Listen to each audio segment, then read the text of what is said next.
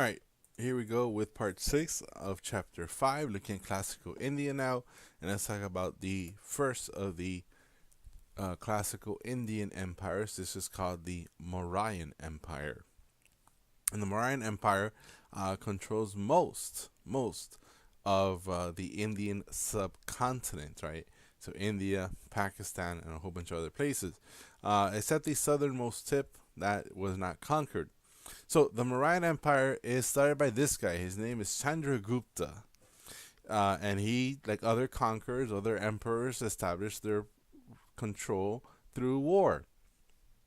And he conquers his neighbors. Right, he was a king. He conquers his neighbors, and he eventually controls enough territory where where he could be considered a emperor. And the Mauryan Empire was a it was kind of like decentralized. It wasn't entirely centralized, especially under Chandragupta.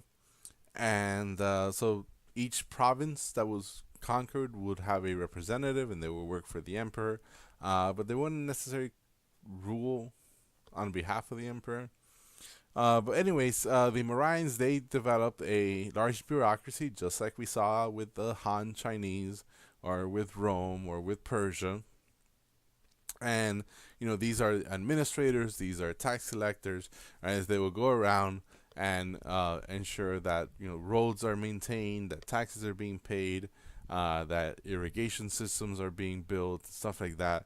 But to pay for all this, of course, the government has to charge taxes. So during one of one of the big things about the Mauryans is they had high taxes, which didn't really make them entirely popular. Now, of all the Mauryan emperors, the main one that we need to know about is this guy. His name is Emperor Ashoka, and he is considered the greatest emperor, partly because he helps spread Buddhism, and he conquers the empire to its greatest extent, kind of like Han Wudi did for the Han dynasty. Ashoka did for the Mauryan dynasty of India. So the story goes that he has these war elephants. Yes, war elephants. And he goes and he conquers this kingdom that was fighting against him, this kingdom called Kalinga. And after conquering Kalinga, he sees all this like violence and death and blood, and he's like, "Oh my God, this is so horrible! How could I live like this?" And he decides that he is going to become a Buddhist. And he says, "I'm going to be Buddhist, and I'm going to live this non-violent life, and I'm going to try to make up for all this death and destruction that I have caused, in this war." So Ashoka, he once he becomes Buddhist and he learns everything about Buddhism, he says, "You know what? Buddhism is such an awesome religion. I want everyone to know about it." So he starts building monasteries, right? Where Buddhist monks can go and study and pray and live, by themselves and focus on religion.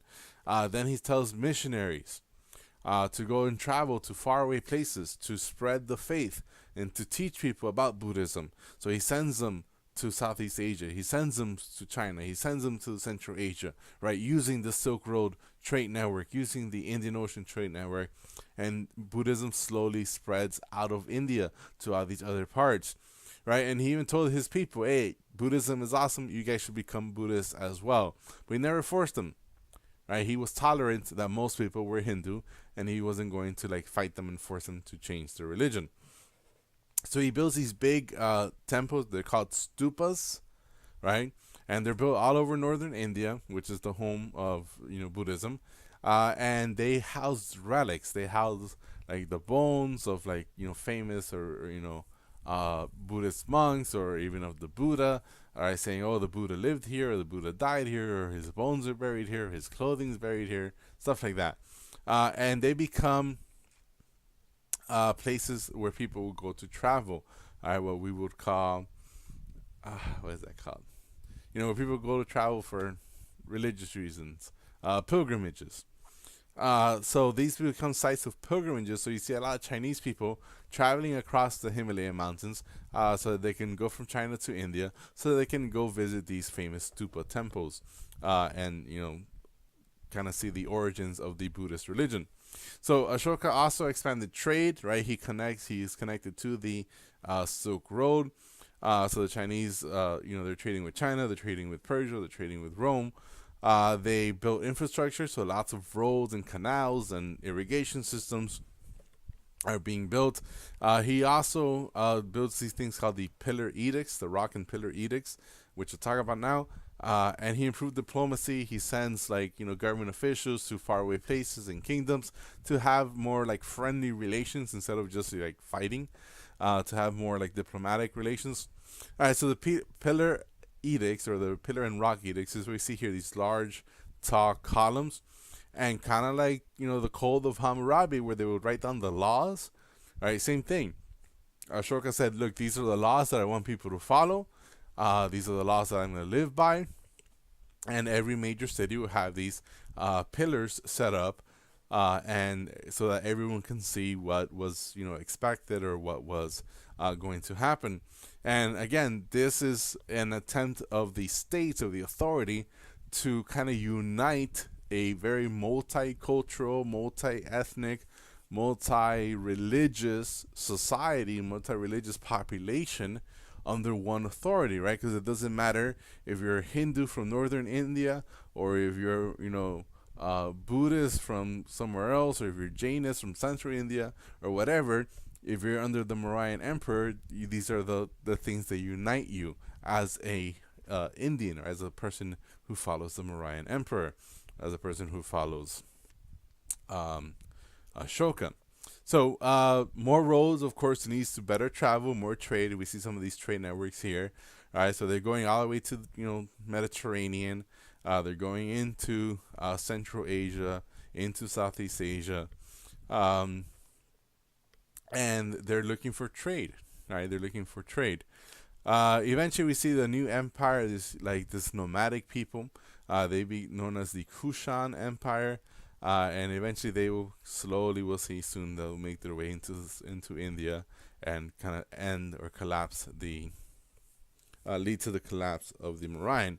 But anyways, so the Mauryan, they joined the Silk Network, the Silk Trade Network, and they start trading. One of the major exports out of India is cotton, and it's as popular as silk, but it's cheaper, so more and more people get to buy it. And here we see those trade networks, right? These red ones are the Silk Roads, what we call the land routes, right? The yellow, the blue ones are, of course, the maritime or the naval trade routes, and all these blue ones over here is what we call the Indian Ocean Trade Network, right? Mediterranean's up here, Indian Ocean is down here. So Indians, the other big thing out of India is spices. Gemstones are also very popular. Spices, who doesn't love spicy food? Who doesn't love food that tastes good, right? So people in Persia, people in the Middle East, people in Mediterranean, they love Indian spices and peppers and stuff like that, and those become very popular, just as popular as silk. So Buddhism spreads along the Silk Road and the Indian Ocean Trade Network as well. So Buddhism around here, this is the Southeast Asia, right? Southeast Asia will be here. A lot of these regions start adopting Buddhism. We have so many Buddhist merchants and missionaries traveling to those places. They settle down, they live there, they start teaching people. And remember, these people are sailing across the Indian Ocean using the monsoon winds, so they're kind of stuck living there for a few months out of the year. And so they might settle down, they might open up, monasteries, they might open up, schools to teach people about Buddhism. Or stores, stuff like that, and they settle down. So we see the increase of the popularity of Buddhism here in Southeast Asia.